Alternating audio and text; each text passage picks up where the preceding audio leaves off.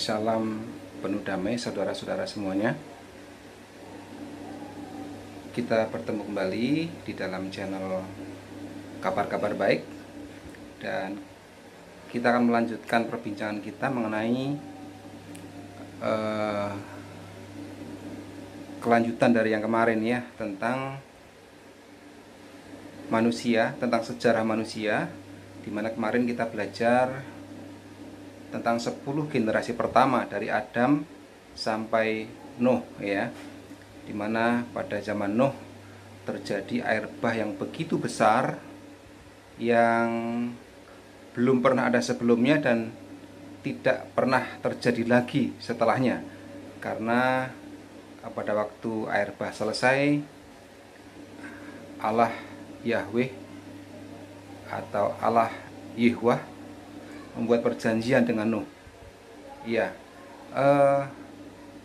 air bah yang dahsyat ini, yang besar ini, yang merupakan peristiwa besar ya yang terjadi, yang sebelumnya tidak pernah terjadi dan setelahnya juga hingga saat ini, hingga zaman kita ini tidak terjadi lagi.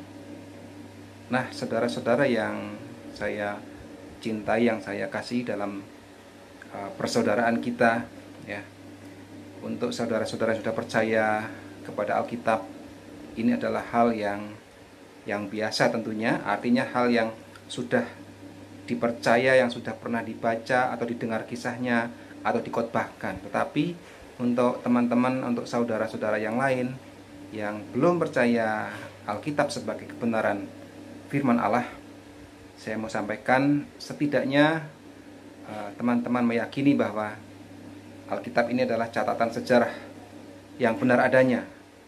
Banyak kutipan dari buku-buku sejarah yang mengambil dari Bible atau Alkitab ini sebagai suatu sumber yang betul, yang benar dan dipercaya.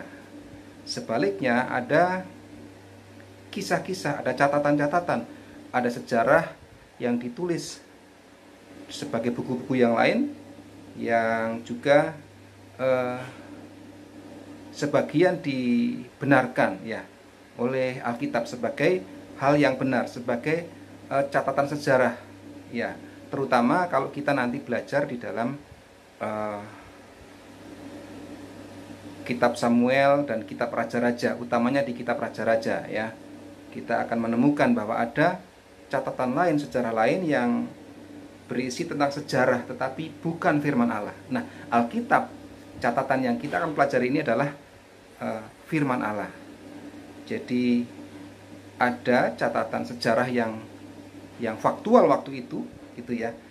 Pada zaman sebelum ada tulisan, semuanya diabadikan atau dituliskan ya, digambarkan dengan simbol-simbol, dan itu kemudian dipelihara dengan cerita dari orang tua mereka. Sama halnya, mengapa 10 generasi manusia pertama itu diketahui ya, itu karena ada simbol-simbol yang dibuat, kemudian ada cerita-cerita yang diwariskan.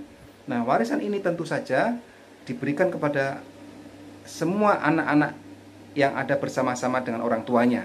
Misalnya Adam diberikan kepada anak-anaknya ya, kepada Set, kemudian Set kepada Enos, dan seterusnya.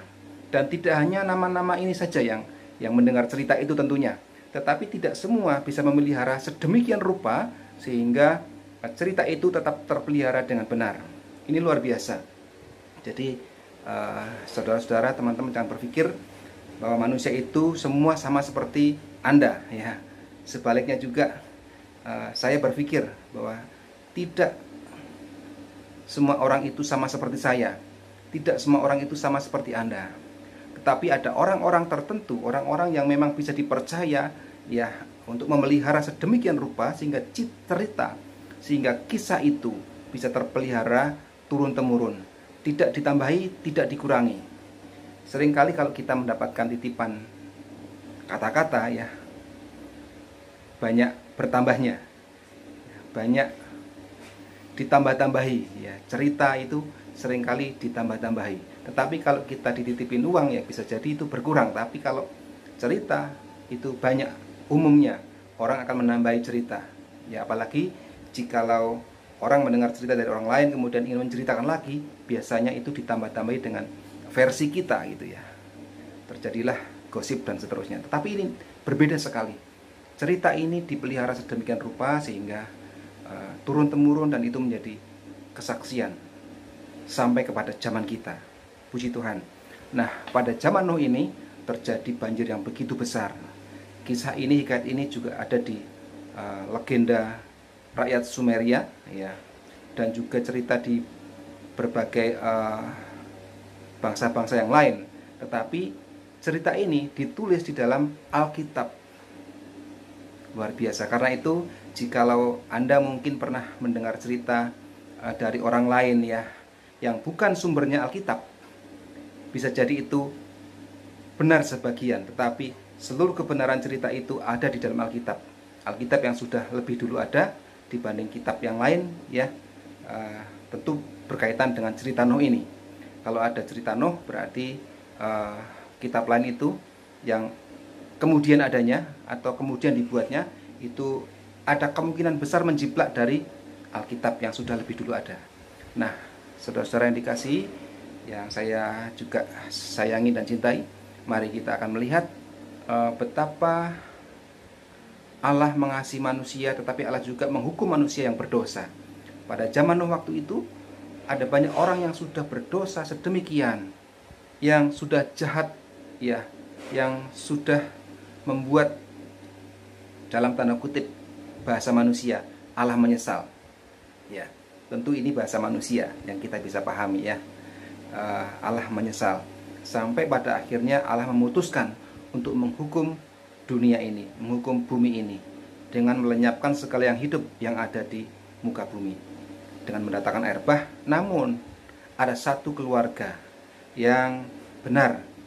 Allah menemukan Nuh dan keluarganya benar, dan Nuh akhirnya diperintahkan oleh Allah untuk membuat bahtera yang besar pada zamannya.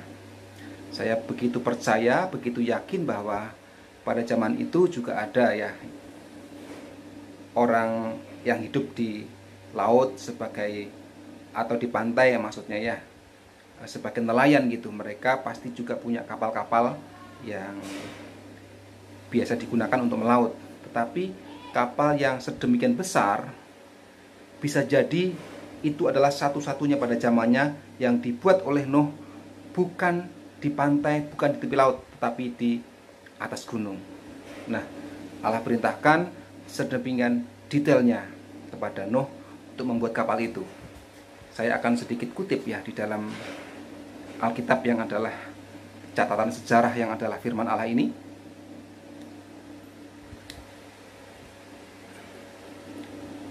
Dari ayat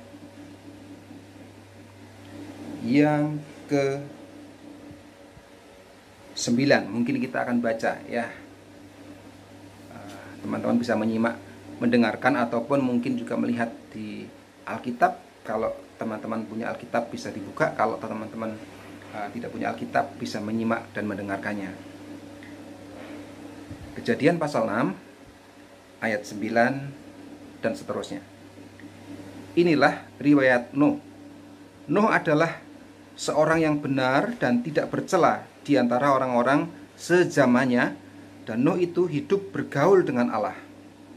Nuh memperanakkan 3 orang laki-laki, Sem, Ham, dan Yafet. Adapun bumi itu telah rusak di hadapan Allah dan penuh dengan kekerasan.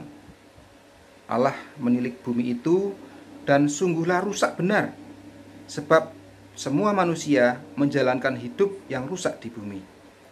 Berfirmanlah Allah kepada Nuh, Aku telah memutuskan untuk mengakhiri hidup segala makhluk, sebab bumi telah penuh dengan kekerasan oleh mereka. Jadi aku akan memusnahkan mereka bersama-sama dengan bumi. Buatlah bagimu sebuah bahtera dari kayu gofir.